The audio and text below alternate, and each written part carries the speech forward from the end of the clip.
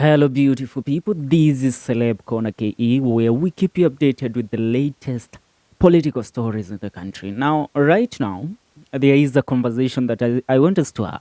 There is a certain big division in Raila Odinga's Kenya Azimio la Umoja coalition, which has drawn up a lot of attention. And this is even called Raila Odinga to currently rethink is a decision of going ahead to have a conversation or a dialogue with the President of the Republic of Kenya, President William Ruto. Today morning, Raila Odinga went ahead to make sure that he puts his statement clear in regards to what he thinks and why and how he thinks things should be happening before the dialogue, which is supposed to happen. Now, let me tell you something. Not only is there a division in Raila Odinga's function, but there is a division also in the Kenya Kwanza government, where many of the people and many of the leaders in Kenya Kwanza, including the Deputy President of the Republic of Kenya, does not want Raila Odinga to be involved in the current regime or to be involved in government, because he knows once Raila Odinga gets a piece of the government, he will make the government dysfunctional as he did during the era of President Uhuru Kenyatta. Now, here is what we are going to speak about in this video. The division in Azimio la Umoja and the division in Kenya Kwanza, together with the demands that have been put forward by Raila Odinga so that a dialogue can happen between him and the president. Raila Odinga has stepped forward as a representative of the Gen Z. He is the leader of opposition in Kenya. But currently, he has not been acting as the opposition leader. So what Raila Odinga wants is to make sure that he pockets the better option of this government before he exits the main stage of politics in the country. Because Raila Odinga, sincerely speaking, right now, there is no way that we expect Raila Odinga to be running against President William Ruto come the year 2027, because Raila Odinga has surpassed that age of active politics in the country. Even if you look at the old man right now, you will realize what we are talking is true. You will realize that Raila Odinga does not have the energy to keep up with the active politics of this country. Although in the history of Africa, there is no leader that has been as active in politics more than Raila Odinga has been, and mostly not in politics while he is in government, but in politics while he is an opposition leader. Now, this is what we are speaking about. Right now in Azimio la Umoja, there is a division, and these are the leaders that are backing Raila Odinga on his dialogue option. He has so many more leaders in Azimio la Umoja that are with them right now as he goes ahead to negotiate on the behalf of Gen Z. You know, the Gen Z have said on Tuesday next week, they are going to shut down the country. And mostly they have said that they are having a demonstration to occupy the JKIA, the Jomo Kenyatta International Airport, which is one of the biggest entities in our country. And once they occupy JKIA, that means they will make the country mobile. That means there are no tourists that are going, or there are no tourists or businesses that are going to be operated internationally by the people in this country, because those people that travel in and out of the country use the Jomo Kenyatta International Airport. Now, back to Raila Odinga. Raila Odinga has the support of a few MPs, including people like Junet Mohammed, including some MPs from Nyanza region. Now, Raila Odinga is being supported by his ODM, the leaders of ODM, including the former governor of Kakamega, that is Wycliffe Oparanya. And apart from Oparanya, Raila Odinga has the support of the former governor of Mombasa, Governor Hassan Joho. These, we can say, they are the only big names in Raila Odinga's function that are supporting his dialogue conversation. Now, why is Raila Odinga feeling worthless right now and so weak? It's because these people does not have the sound of the ground. The people in the ground are not listening to these people. The people on the ground are not so conversant with these people. These people are not so active in the national in the nation politics. The politics that they know better is the politics from their region. So Raila Odinga feels so helpless right now because he does not have the majority that knows the politics of this country in the wider bigger picture, and those that have the convincing power to convince the people of the Republic of Kenya, you know what? It's better we have a dialogue.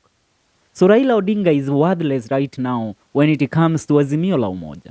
And let me give you an example of the people that are against the dialogue in Azimio la Umoja. People, to start with, we shall start with Honorable Kalonzo Musyoka. Kalonzo Musyoka has been against the dialogue from day one.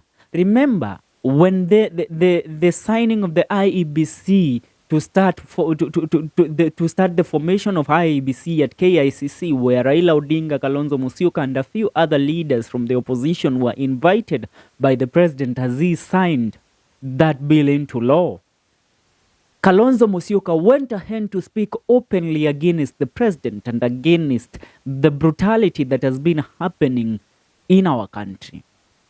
You get the point? So, Kalonzo Musyoka revealed to the public, no matter what, I am not going to side with President William Ruto and his oppressors so that the Gen Zs and the people of the country that are demonstrating against this government, I am not going to side with them.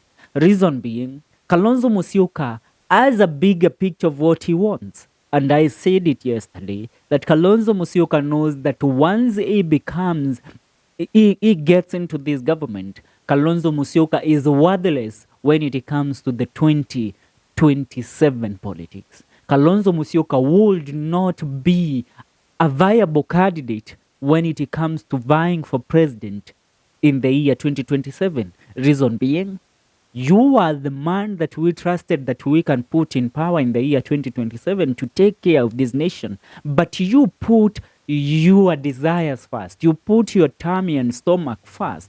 Instead of going ahead to listen to us and represent us in the bigger podium, you represented your needs, not the needs of the people of the Republic of Kenya. That's why Kalonzo Musyoka has been against this. Now, apart from Kalonzo Musyoka, somebody else who has been in the political arena, knows the bigger politics of this nation and has a convincing power, is none other than Mother Karua, the former running mate of Raila Odinga in the 2022 general election. Mother Karua has been so openly in opposition, in opposing a dialogue between the president and the opposition, because she has said there is no way we are going to have a dialogue as the people who have been sitting on the sidelines while these kids are on the streets. Some of them are being shot and killed. 20 to 19 years, 18, 17 are dying in the street protesting against the government. And you want to tell us that now we should sit down with these people while we were at home watching as they fight. Now we want to take advantage of what they have fought for and benefit ourselves with it. Mr. Raila Odinga, I say I'm not going to be a person that eats from other people's sweat. That is what Mother Karua said. And she has been openly about it. She has said there will be no dialogue where the Gen Z are not involved. Now, apart from Mother Karua, we have Governor of Siaya, Governor James Orengo. Governor James Orengo has been a brother to Raila Odinga when it comes to the politics and activism of this nation for the longest time possible.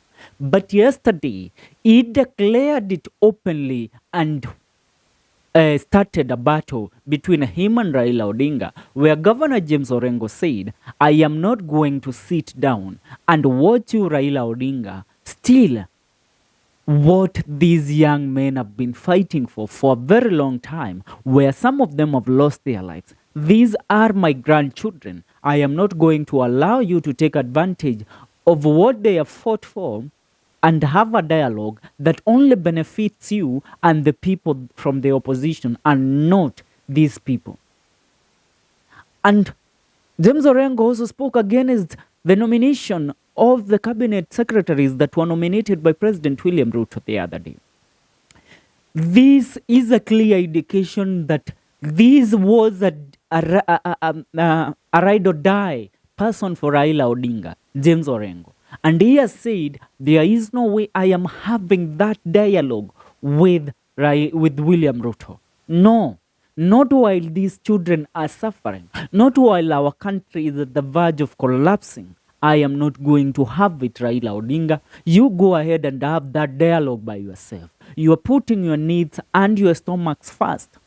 That is James Orengo for you. Now, apart from James Orengo, we also have another core principle in Azimio la Umoja that has said also, there is no way I am going to sit down and have a dialogue with President William Ruto.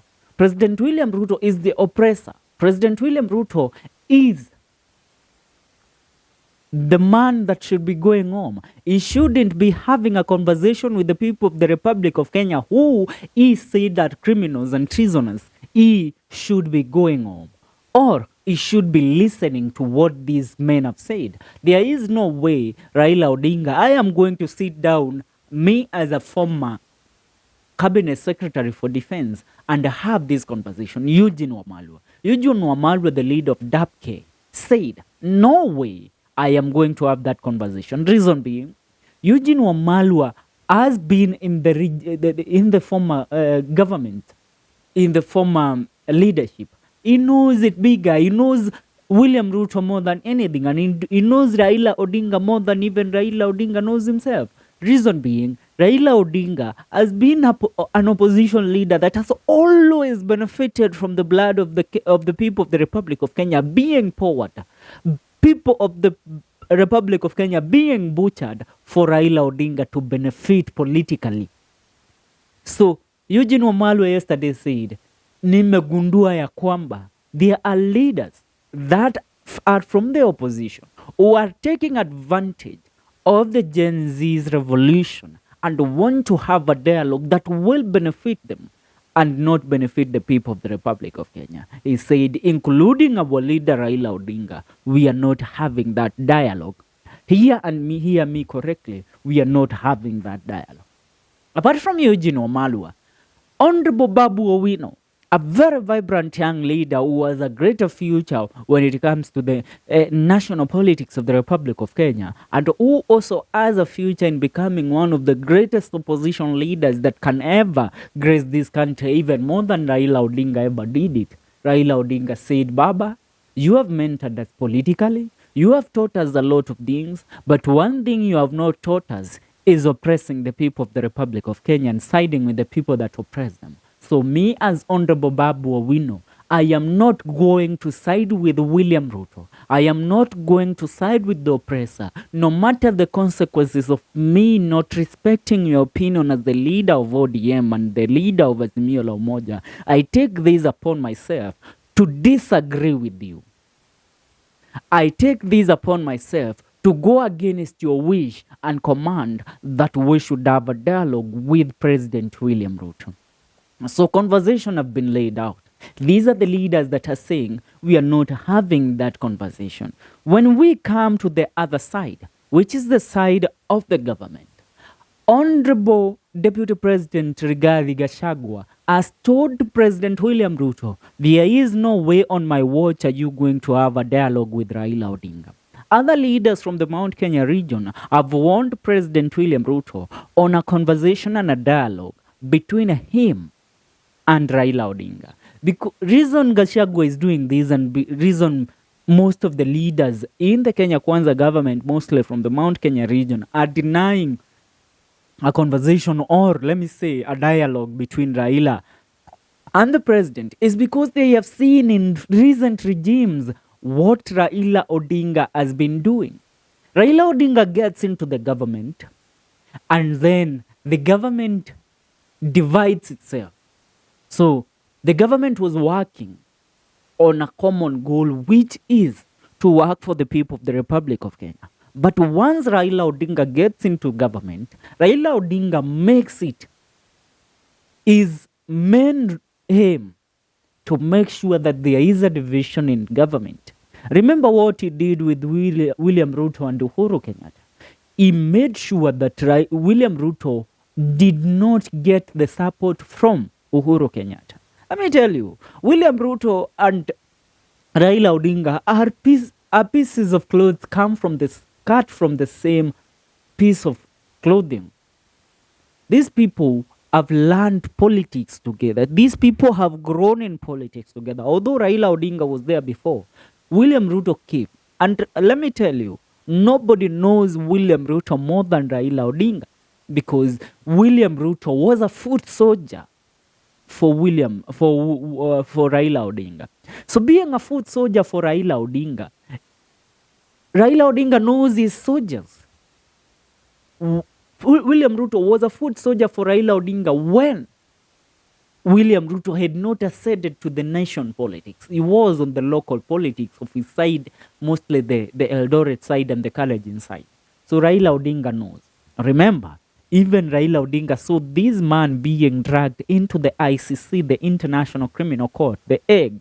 So tell me of somebody that knows William Ruto more than Raila. So he knows how to make this man have a doubt in his government and in the leaders that he has been working with.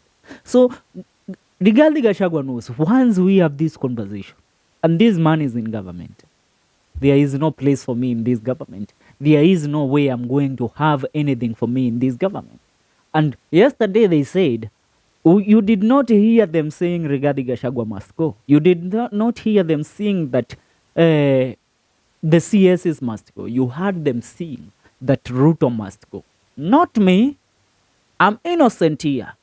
So it's about time utilize this time to make sure that you listen to me, and listen to me very careful, Mr. President. Because I ain't going to allow you to have that dialogue with Raila Odinga, because that dialogue is going to make me a non-factor in this government. And I will have no say once Raila Odinga is in government. Isn't how it happened during the Uhuru Kenyatta regime, where William Ruto was thrown out of government because Raila Odinga came in. So ni kama jinsi ambavyo tunasemanga, nyani ni wale wale, misitu ndio imebadilika. They are the same monkeys, but they are playing in different forests right now. So that's it on the division in the government.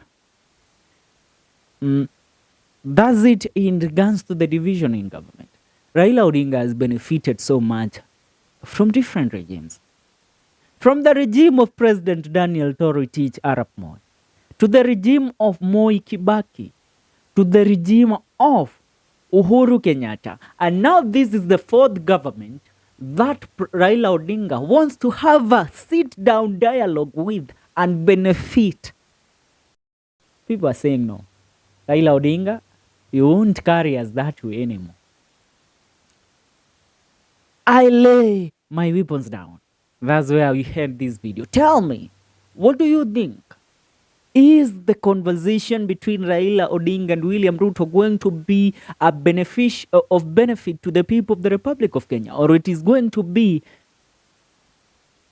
for the benefit of the president and Raila Odinga, not the people of the Republic of Kenya? A comment in the comment section, please. See you in the next one. That's what's up. Tuonane katika video zetu zijazo. And remember, this is Celeb Corner KE. As I told you yesterday, we are back. We are doing it like we never did it before. Political analyzation, political talks, we are going to have them like we have never did before. Because it's our country. We know it better than anyone knows it. I have been in politics. I have been reporting politics for about 7 to 8 years right now. So yes, we know the politics of our nation and we love our nation. That's why we do this for our nation. Please subscribe to Celeb Corner KE. Make sure you share the video, like and comment. Make sure you return us to the top where we have always